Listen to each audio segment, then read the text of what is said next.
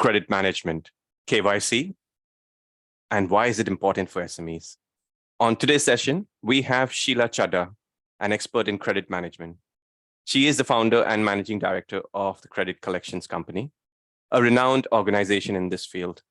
With over 25 years of experience under her belt, Sheila has established herself as a trusted authority in credit management. Sheila, welcome to today's session. Thank you, and hi, everyone. Great. So the first question is, for all our listeners on No Limits, what is credit management? If you can just give a one-on-one explanation on that. Credit management is about managing the whole cycle from vetting a customer, bringing a customer on board, right through to onboarding, the whole sales process, right through to managing the cash, getting the money in, because obviously that's important, and then right through to the end, because there is that end bit, which a lot of business owners get wrong. Okay. That's what effectively it means. And talk to me. So, our audience is small, medium businesses, small businesses, and nano businesses.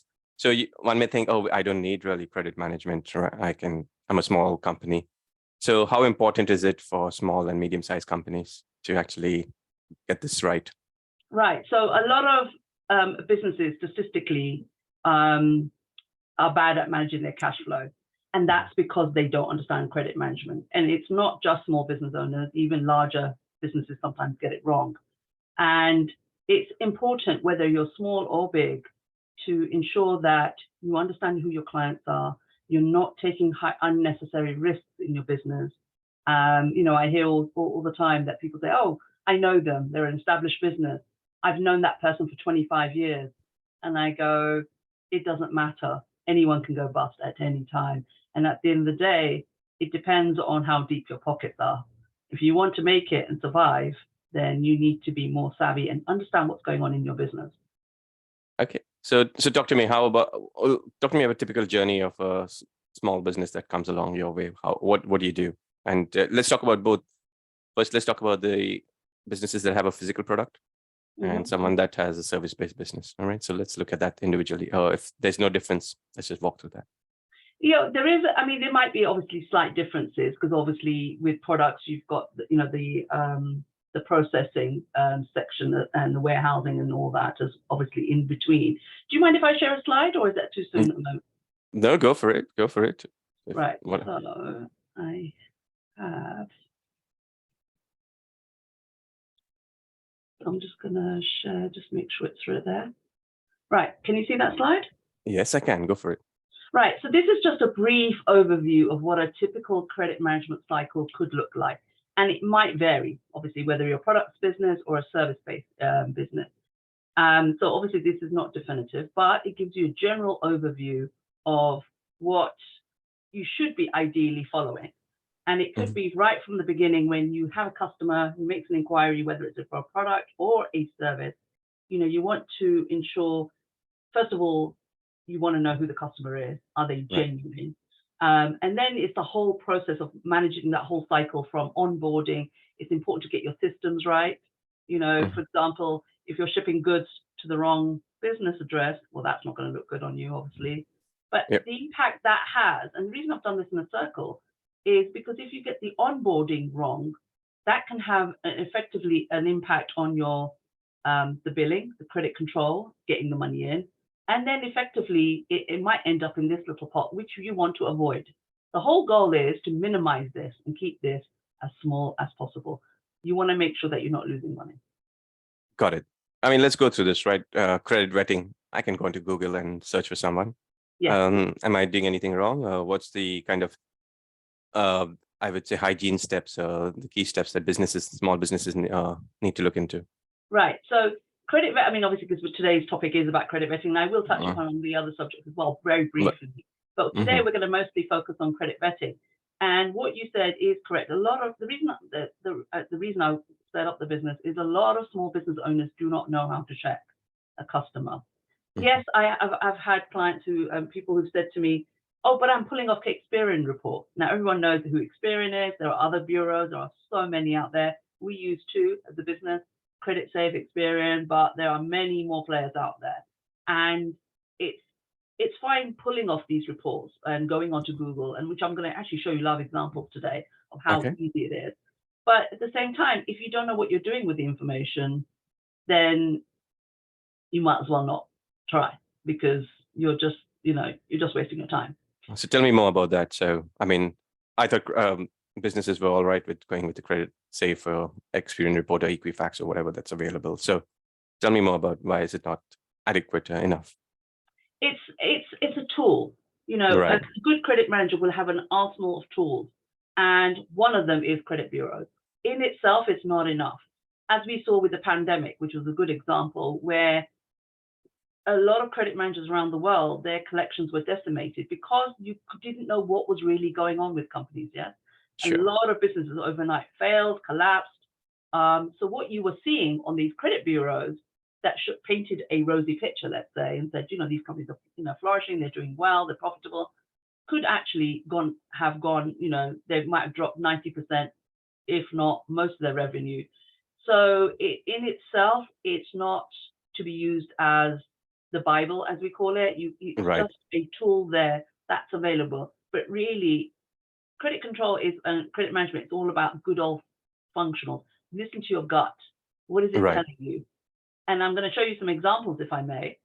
Yeah. So, like how easy it is to actually check someone. And this is for someone who, let's say you're a business that only has 1 or 2 customers. Right. I get this all the time, but I'm such a small business. I'm a one-man band. Why do I need to check? It's even more important if you're a one-man band to be checking, because that one customer could take your business down. And the way to think of it is, if I ask you, Simak, what is your comfort level where you would feel, okay, I've lost a lot of money, this could take me down. Now, for some, it could be as little as £500. It doesn't matter. It's what's a lot to you. And for bigger businesses, of course, they might go up to 100,000, 200,000. Yeah, but everyone's Sure. limits are different. So we're talking about the risk appetite out there of the particular. Yeah, exactly. How risk averse are you?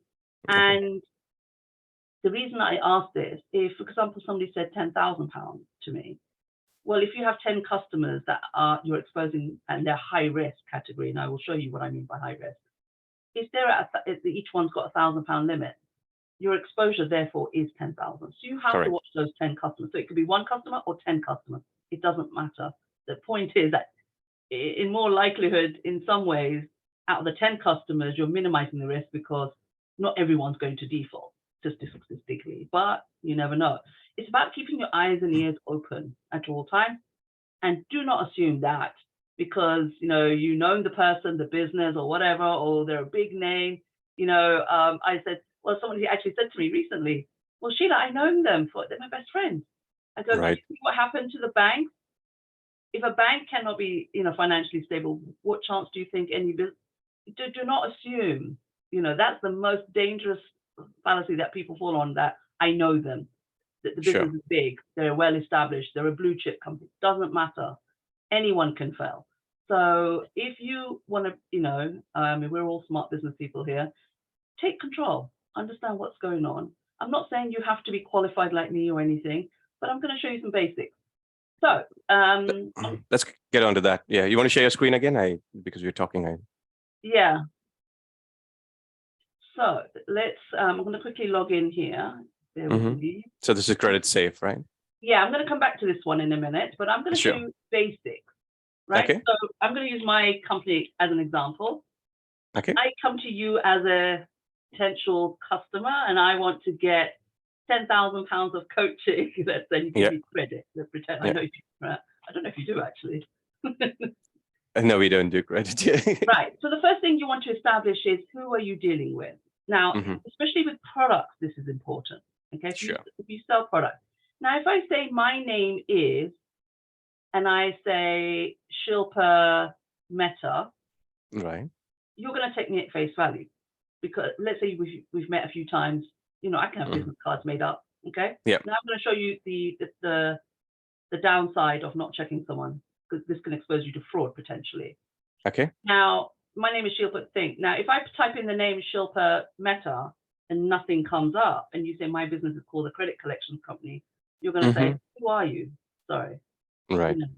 So this is the basics. Okay. It also prevents fraud. Now, if somebody wants goods and you take them at face value and ship goods to the company that's called the credit collections company, and to someone called Shilpa Mehta, and then subsequently you then send an invoice and chase the owner, i.e. me, for the money, I'll be like, who's a Shilpa Mehta? Right. I am not the credit collections company. Okay, bear with me, even I'm going to tell you why. And you've just shipped out £10,000 of goods. Let's say you were providing goods. Sure. So it's really important to just do basic checks, at least establish who the person is. Okay. Now you can do this. Now, the reason I said I'm not the credit collections company, because my official business name is the Credit Company Limited. Right. Why this makes a difference. Now, in terms of debt recovery, we see customers coming to us all the time with cases, and we say, right, is it a sole trader or is it a business? And they go, we don't know. Now, in terms of legalities, now I'm not saying every case that comes to you is going to end up in the debt recovery scenario or legal. Right. If you don't get the name right, guess what? You're not going to be able to pursue the person, because A, the contract potentially could be in the wrong name. Also, tracking down someone called Shilpa Mehta, which is a fictitious name. Right. They don't exist. So who am I going to track down? You can't track down me, because I'll be like, well, hang on, I didn't sign any contract with you, and you didn't sign it with my limited company. So there can be a company name called the Credit Collections Company. Yeah, trademark wise, yes, it shouldn't be allowed, but it does happen. We've seen a lot of business names that sound very similar. So that's why I'm saying it's really, really important from a fraud perspective, especially for products. Make sure you check the basics. Understood. Okay, so you could do a simple Google search and just cross-verify. Yeah, exactly. So I'm going to quickly just type it in here, whatever the company name is or the person's name, and just do basic checks. Like, okay, the company is here.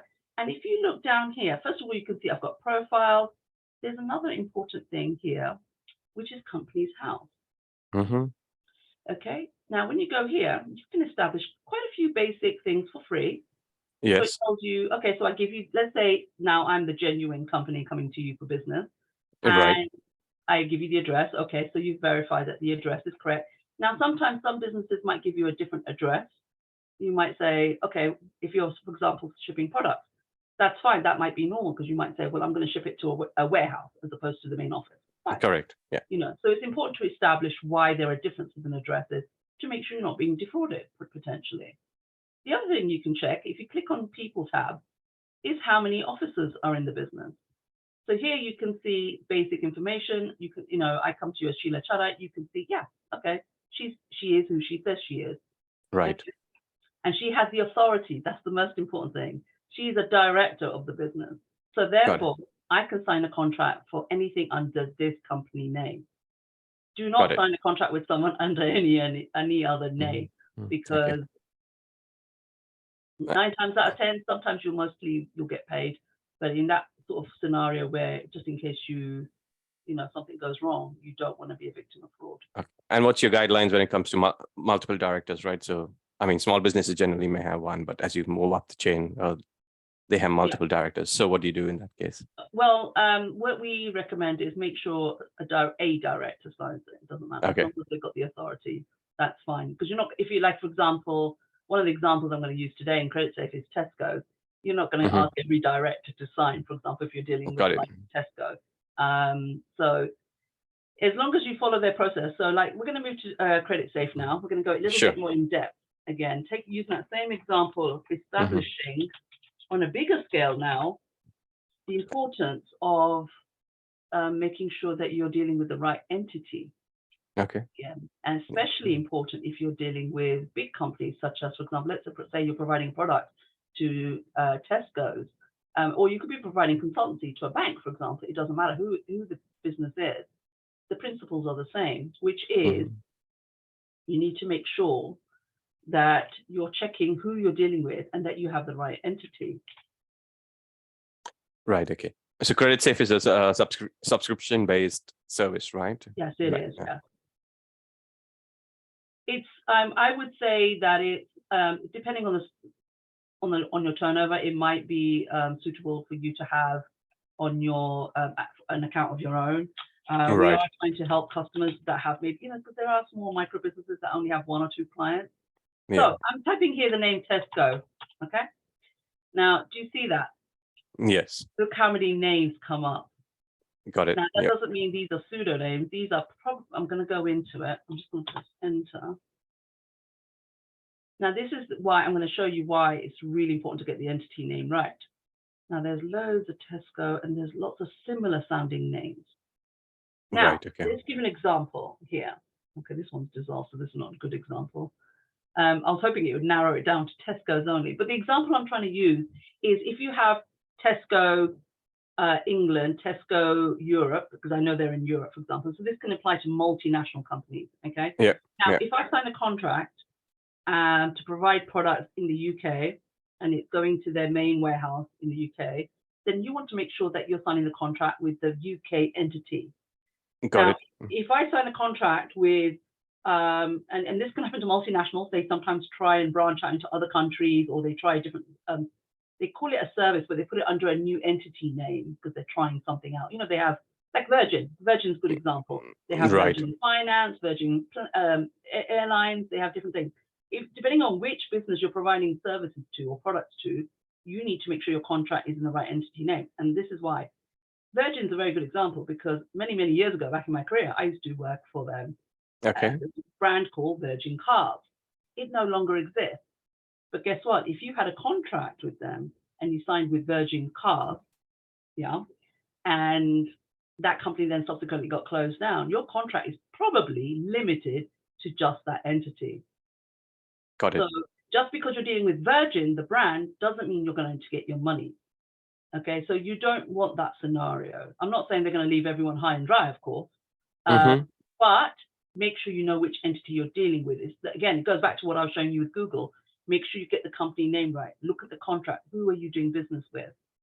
Okay. And also, if, for example, it's a big established name, such as Tesco or Virgin, whoever, you can then have maybe your lawyer write up a clause that says, in the event, you know, for example, you know, they go bust or something happens, the main parent company will resume ownership of the. Understood. Right. That's a nice way of protecting yourself. Yeah. Okay. And how easy is it for? Yes. And how easy it for a layman, a simple business owner to actually go and understand a report like Credit Safe? Or what do they need to look into? I would say keep it as simple as possible. Obviously, you're not analysts unless you actually come from a finance background. You can, if you understand accounts, then by all means. But actually, credit bureaus make it really easy. So I'm going to pick one here. Just say, let's go to Tesco PLC. Now, by the way, you actually do not need permission to search anyone. A lot of people say, well, Sheila, you can't search me. I go, every company's information is public knowledge. Yes. Okay? The only thing is I'm paying for it because it gives me a lot of extra bells and whistles. But anyone can check, anyone, as long as you're a limited company, PLC, or a partnership. The ones you cannot check are sole traders. Yes. And if somebody's like a person, a consumer, and also sole traders are treated like consumers. So it's really important legality-wise that you understand the difference, people understand the difference, and that you don't go and do a search for someone without their knowledge. And I will show you after this how to put together a simple application form, very simple, nothing complex, but also asking for consent too at the same time. Okay. So just a quick one on that. If the company is not VAT registered, will they come up on these reports? Yes, it will. Okay, good. Yeah, as long as they're a limited company, PLC. Okay, now, so this one is like straight away. You could, the really simplest way is just look at the top. They do all the hard work for you. Right. Now, this is really interesting because I had a quick look last night just to make sure that Tesco were not in trouble before I use this as an example. Now, they give you a credit limit, okay, already.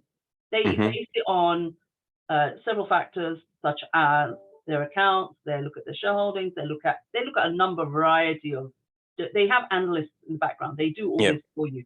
They do the legwork. So you just have to look at this and say, right, okay, I can give up to 100 million.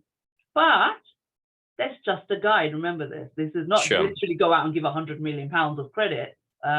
It's just a tool. Again, a tool to be used. But listen, look at this. Now, this is really interesting. When you also do a credit report, the most important thing is also to look at whether the company is financially stable. I was quite intrigued, actually, by this. Like I said, this is public knowledge. Anyone can look at this, so I'm not sharing anything that's inappropriate. They've actually got some CCJs, which, given the company's size, it's not unusual. Mhm. Okay. And even though they've got all these CCJs, they're actually all settled. You can tell. This one's settled. This one's gone to judgment. Looks like it hasn't been paid. They've Right. actually got just under 30,000. And even then, the credit scoring is still high. They still offer, because of the company size, Got relative it. to that 30,000 is nothing. Probably, I'm going to guess here, obviously, complete guess, is that there was some dispute. And, it, you know, and hence why he went to court. Okay, and it happens in any business. It doesn't matter. Now, if you were a small business, let's say you turn over £100,000 and you get one CCJ, that could mark you down tremendously. And this is important also it's important to understand this for your own business as well, because when you want to raise finance or you want to, take out a mortgage or a business, let's say you've got a warehouse, for example, as a business owner, looking at your own credit file is crucial as well, because this will affect you in terms of borrowing. Yeah. Okay. Got it. Okay, Sounds so this good. is a simplified version. I'm not going to go into in depth because Sure. it will take many hours to explain. Okay, now Yes. I talked about how to get consent. Now, what if you have a sole trader? Mm-hmm. Now, sole traders are a little bit more difficult because their accounts are not public domain. Correct. How do you check someone, like that? And it is more difficult. And I would say use the power of social media there. Right. Okay. Social media. Yeah. And I'm going to show you an example. I'm going to use me as an example because I don't want to bring up anyone's information that's Sure. appropriate. Now, let's say, going back to the same example I used before. Now, if I typed in Shilpa Mehta, she doesn't exist. But if we were to type in Sheila Chadha, okay, you can see there's an article on Sheila. There's, what I'm saying is check the owner of the business, see if anything comes up. And I'm going to show you a different reason why. You can see I'm part of BNI, I'm on Facebook, I'm public.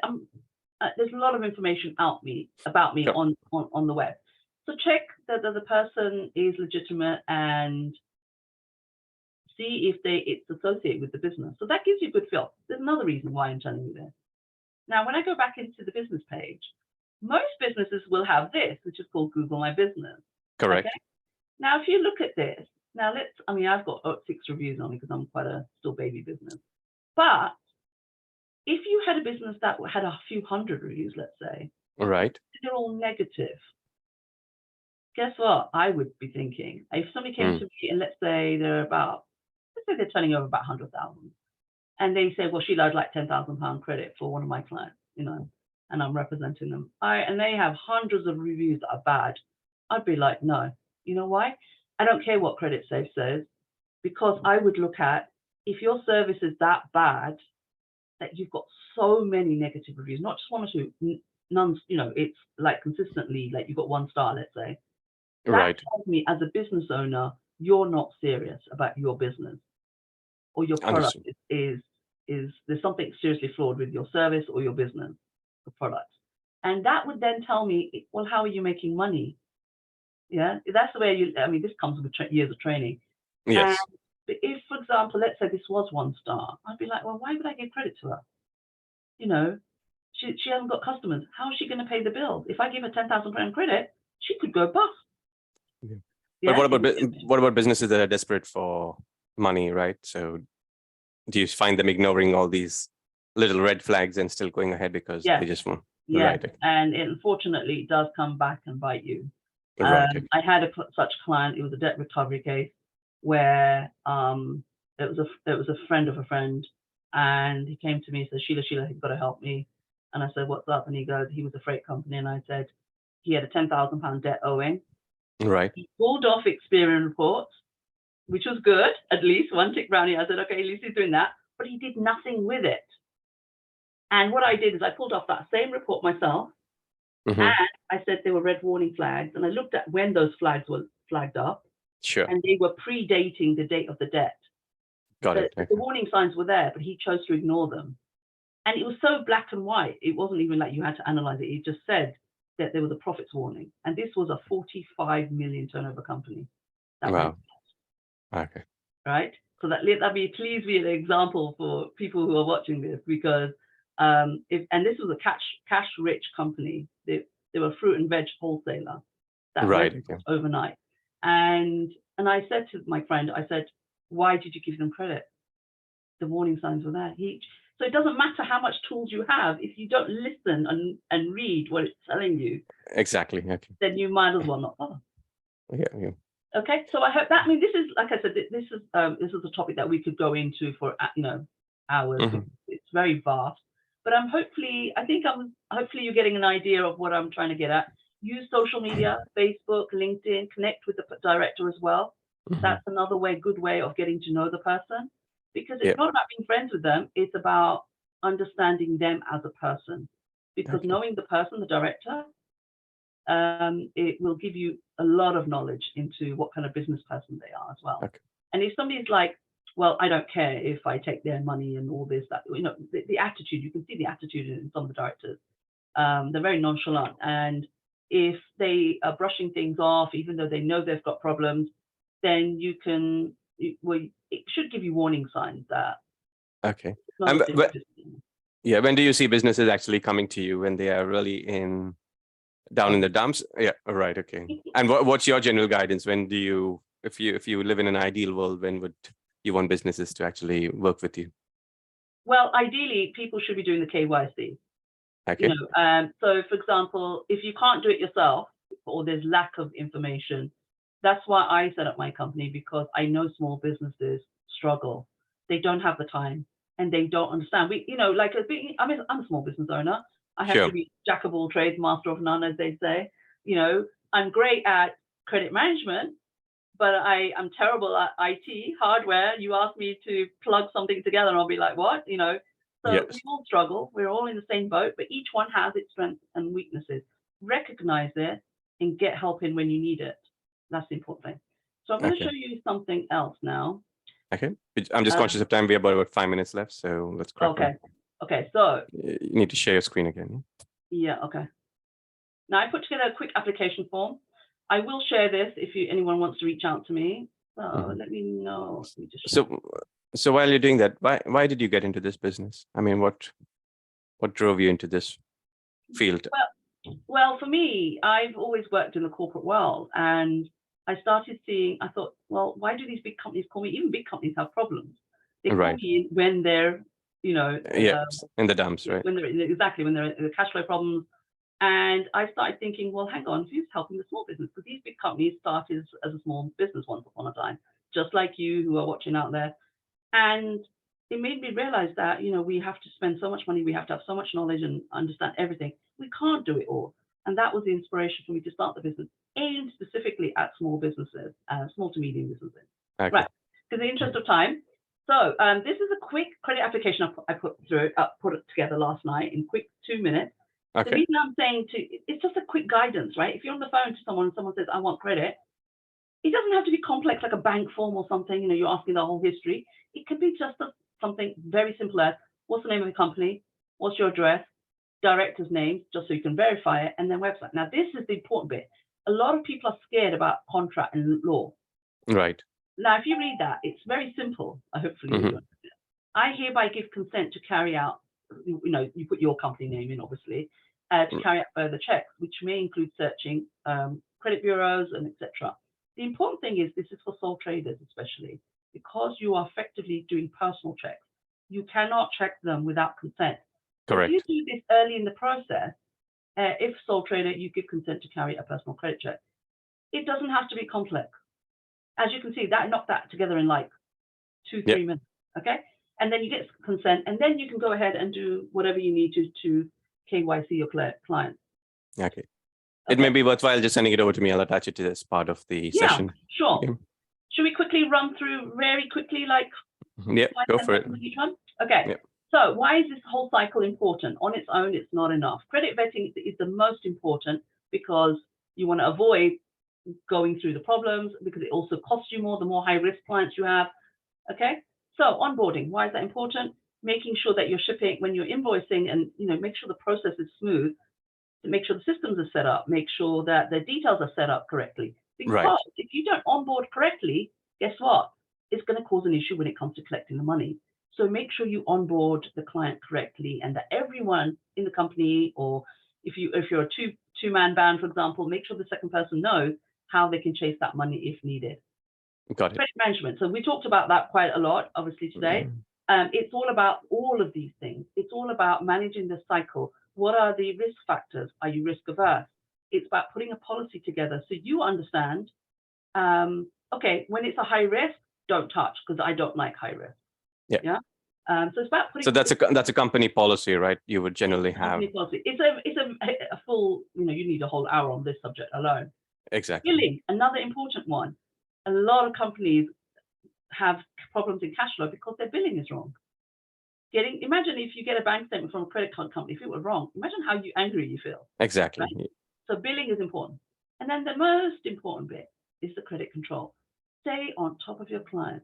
A lot of people have issues on chasing money. I did post a very good article up on the no limits thing. So have a look at that. But by all means, ask me. I'm happy to give free advice. So credit control makes up most of your thing. Even if you have 2 clients, it doesn't matter. Stay on top of them. Okay. Allocation, again, another important thing. If you don't allocate the money, like credit card companies, if you think about it, if they weren't allocating your money, imagine how you would feel. Put yourself in the customer's shoes. Allocate your money correctly and do it on time as well. Ultimately, the debt recovery is the smallest pot. That is where you want to be, ideally. You don't want your debts ending up in this pot, because if it does, it becomes a lot more expensive to chase. Understood. Perfect. You know what? I think debt recovery requires another session. Maybe I'll get you in for another Munch and Learn session. It's a vast area. Yes, I'm conscious of time. It's been really informative, and I'm sure our members can get in touch with you through the website on No Limits. Thank you very much, and have a great day. Fantastic. And I'll share these documents with you. So fantastic. Thank you. Bye for now. Thank you. Bye-bye.